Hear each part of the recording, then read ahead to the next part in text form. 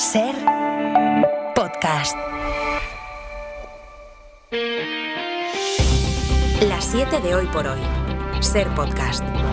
Hola, muy buenos días. El Gobierno cierra filas con el ministro de Justicia y Presidencia, Félix Bolaños, que sostiene que el intento de imputarle acabará en nada y denuncia los errores de bulto en el auto con el que el juez Peinado pide convertirle en un acusado más. Lo dijo ayer el propio ministro, que compareció para defender su inocencia después de que el magistrado pidiera al Supremo que lo acuse por malversación y falso testimonio por la contratación de la asesora de Begoña Gómez. Dice Bolaños que la exposición del juez no se sostiene. Tengo una tranquilidad absoluta.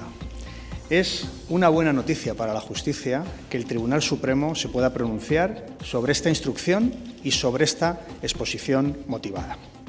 Un Tribunal Supremo profesional e imparcial que estoy convencido que adoptará una resolución justa, ajustada a derecho y conforme a los hechos. A Bolaños lo único que le preocupa es la imagen que Peinado pueda dar de la justicia con esta resolución. En su escrito, el juez repite más de 10 veces que Bolaños está investigado, pero la realidad es que ni siquiera puede estarlo, por lo menos hasta que se pronuncie el Supremo. Isabel Fernández Pedrote, buenos días. Hola Ángeles, buenos días. Peinado señala a Bolaños por 2 delitos, malversación y falso testimonio, declaró como testigo y por ley los testigos no pueden mentir. Asegura que Bolaños no dijo la verdad porque le contestó que fue el coordinador de personal de Moncloa, Raúl Díaz, quien contrató a la asesora, Cristina Álvarez. Pero el ministro no contestó eso, porque en realidad no contestó a esa pregunta. El juez le preguntó, como recoge el interrogatorio, de quién dependía la asesora. Y a eso es a lo que le contesta que, como dice el organigrama, dependía de ese hombre, de Raúl Díaz. En plena crisis por los casos de corrupción que amenazan al Partido Socialista y ante la incertidumbre de hasta dónde llegarán las investigaciones de la UCO, en la trama de mordidas que implican a Ábalos y a Santos Cerdán, el Gobierno recibe este movimiento de Peinado casi como un respiro. Están seguros de que no puede prosperar. De hecho, el Ejecutivo confía en que el Supremo corrija la intención de Peinado, que les parece un disparate. Todos los socios, a excepción de Podemos, que ha dicho que le cuesta distinguir el grano de la paja, han cerrado también filas con el Gobierno y han llegado a calificar de esperpéntico el auto del juez. El PP quiere esperar a la respuesta del Supremo, pero no creen que Bolaños deba estar tranquilo. Miguel Tellado. Yo creo que el señor Bolaños tiene motivos para estar preocupado. Es verdad que es el más cínico de este Gobierno y que se dedica de forma continuada a echar balones fuera sobre los casos de corrupción que afectan al Gobierno, al Partido Socialista y al entorno personal y familiar del presidente del Gobierno. Pues este va a ser uno de los frentes que se encontrará hoy el Gobierno en la última sesión de control en el Congreso, la última antes del verano.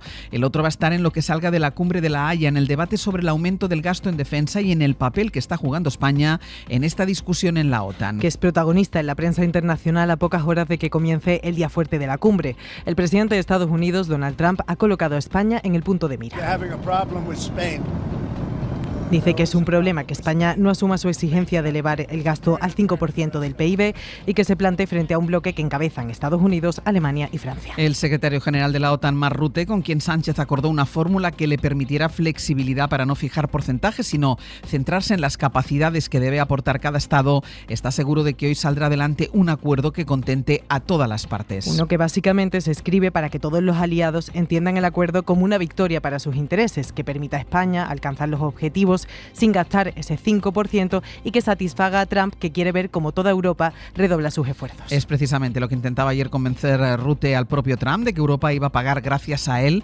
Es al menos lo que le dicen unos mensajes privados que el propio Trump desveló ayer en la víspera de esta cumbre. Enviado especial a La Haya, Enrique García Pozo, buenos días. Buenos días, sí. El secretario general asegura que no es un problema que Donald Trump haya publicado el pantallazo de un mensaje a través de Signal en el que decía: Europa va a pagar a lo grande como tiene que ser. Considera Rutte que el tono de esos mensajes fue el adecuado. Palabras del secretario general antes de esa cena, el primer encuentro de todos los jefes de Estado y de Gobierno en una cumbre que comienza con las críticas directas de Donald Trump a España, críticas por el gasto en defensa. El presidente también ha compartido en su red social un artículo de prensa con este titular: España amenaza con descarrilar la cumbre de la OTAN. Rutte asegura que no tiene ninguna preocupación sobre el contenido del gráfico que publicaba Trump. Añade que España va a respaldar la declaración final y repite que el presidente comprobará que la cumbre será un éxito enorme, también para él. Todas las fuentes consultadas explican que la declaración tendrá una fórmula lo suficientemente genérica que no comprometa a ese 5% a todos los aliados. Pues así está empezando el miércoles, es 25 de junio. Hoy por hoy noticias.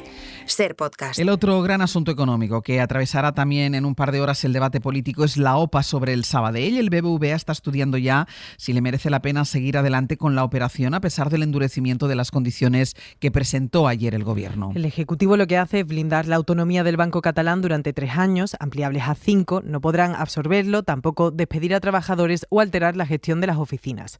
El ministro de Economía, Carlos Cuerpo, defendió anoche las condiciones en Hora 25. Que esta autonomía en la gestión permita dar continuidad y que esa continuidad puede coexistir con el proceso de adquisiciones. Asegura que lo hace por el interés general de los empleados, usuarios y pymes y que no imposibilita la OPA. En Europa hay dudas sobre las condiciones del Gobierno. La Comisión por el momento ha dicho que toma nota, pero insiste en los beneficios de tener grandes bancos. El Banco Central Europeo por ahora apunta que obstaculizar estas operaciones limita la credibilidad de la Unión de Mercado de Capitales. Jordi Fábrega. En lo que dicen la Comisión Europea y el Banco Central Europeo se intuye que no comparten la decisión del Gobierno de aumentar las condiciones al BBVA para comprar el Sabadell. Ambas instituciones aseguran que no opinan sobre el caso concreto español, pero dice, por ejemplo, el vicepresidente del Banco Central, Luis de Guindos, que, en general, poner obstáculos a las fusiones entre bancos no es coherente. Poner obstáculos desde el punto de vista de lo que es en Europa, y no es solamente el caso de España, tenemos otros casos, de alguna forma limita la credibilidad del discurso sobre la unión del mercado de capitales. Desde la Comisión Europea dicen que toman nota de la decisión del Gobierno, reiteran que cualquier intervención debe ser proporcionada y justificada y recuerdan que si las restricciones son injustificadas, utilizarán su poder para eliminarlas. Donde ha sentado muy bien la decisión del Consejo de Ministros ha sido en Cataluña. La Generalitat celebra las condiciones impuestas que para la patronal catalana imposibilitan la fusión de ambas entidades. Radio Barcelona, Laura Pons. El Sabadell se resiste a la OPA. El Banco Catalán quiere navegar en solitario y pide al BBVA que, si decide seguir con la operación, informe a sus accionistas sobre los cambios que se pueden producir en las retribuciones de la oferta de absorción. Desde la Generalitat aplauden la decisión del Gobierno central. La consejera de Economía, Alicia Romero, habla de satisfacción a la espera de ver qué hace el BBVA. Una decisión, creemos, muy equilibrada, que lo que hace es garantizar un sistema financiero equilibrado desde el punto de vista territorial, pero también que nos permite mantener los puestos de trabajo. Por tanto, estamos satisfechos de esta decisión que toma el Gobierno de España. El tejido empresarial y el mundo económico catalán también valoran positivamente la decisión del Gobierno. Creen y esperan que esta medida haga reconsiderar la decisión del BBVA. Desde Foment del Treball aseguran que la intervención del Gobierno imposibilita la absorción. De la crónica de tribunales, la Guardia Civil ha entregado al juez el contrato por el que Santos Cerdán firmó la compra de casi la mitad de Servinavar, considerada la empresa clave en la trama corrupta de las mordidas. El documento lo han encontrado en casa del empresario Anchón Alonso. Tiene fecha de 2016 y en él se compromete a pagar 6.000 euros a cambio de ese 45%. La empresa lleva días negando cualquier relación contractual con Cerdán y el ex número 3 del PSOE dice que es un documento privado que nunca se elevó a lo público y que por lo tanto no es efectivo, aunque no niega su existencia. Cerdán, por cierto, que ha pedido que se retransmita en directo y en abierto su declaración el lunes que viene ante el Tribunal Supremo. Además, las declaraciones de varios testigos en la Audiencia Nacional confirman que la expresidenta de Adif, Isabel Pardo de Vera, intercedió por Jessica Rodríguez para que la trataran mejor en Ineco. De parte de Ábalos, llamó a un alto cargo para decirle que algunos trabajadores tenían que dejar de acosar a quien entonces era pareja del ministro. Información de Miguel Ángel Campos.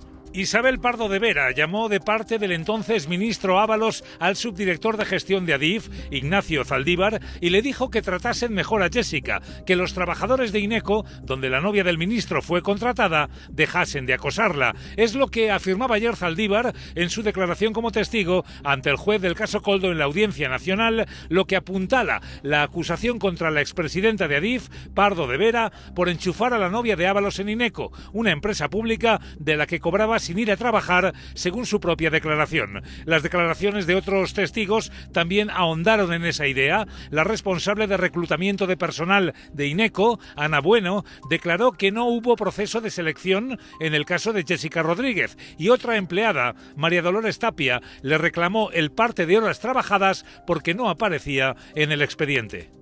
El Congreso admitió ayer a trámite la ley para que las terapias de conversión sean delito, un texto impulsado por el PSOE y que salió adelante con una amplia mayoría. Solo votó en contra Vox. Las terapias para intentar revertir la homosexualidad están prohibidas, pero se siguen aplicando en algunas diócesis de la Iglesia. De prosperar su tramitación parlamentaria, la ley contemplaría un castigo de hasta 2 años de cárcel. Mario Laurido.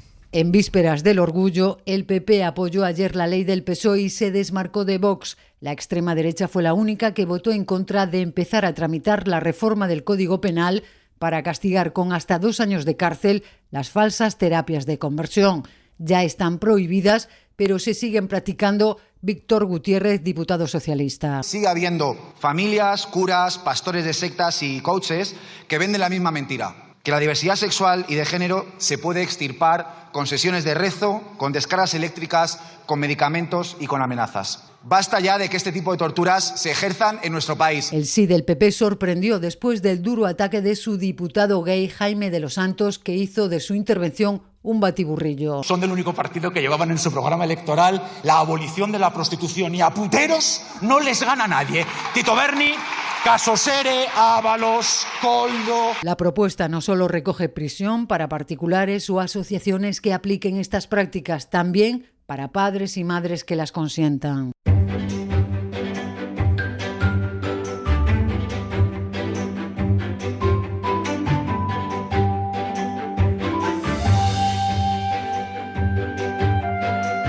Vamos a ir hoy hasta Galicia con Ricardo Rodríguez. Ricardo, ¿qué tal? Muy buenos días. Hola Ángels, buen día. Y en Extremadura, José Emiliano Barrena, ¿qué tal? Muy buenos días. ¿Qué tal? Buenos días. Vamos ya con noticias de estas dos comunidades, como esas sillas de 3 metros de alto que van a reivindicar este verano el arte de tomar el fresco en 3 pueblos extremeños. Sí, Ángels, porque eso de las noches calurosas, sillas en la calle, conversación y escucha hasta altas horas, es la imagen que muchos recordamos de nuestros pueblos en verano y que desde la Asociación de las Universidades Populares de Extremadura quieren continuar reivindicando. Y lo hacen con el movimiento Las Sillas de Arte en la Calle. Lo hacen por 2º año consecutivo mediante la instalación de enormes sillas de madera que este año van a llegar a Herías, en Cáceres, Magacelaz y Santibáñez el Bajo para invitar a sus habitantes a reflexionar y actuar para recuperar esta costumbre tan extremeña.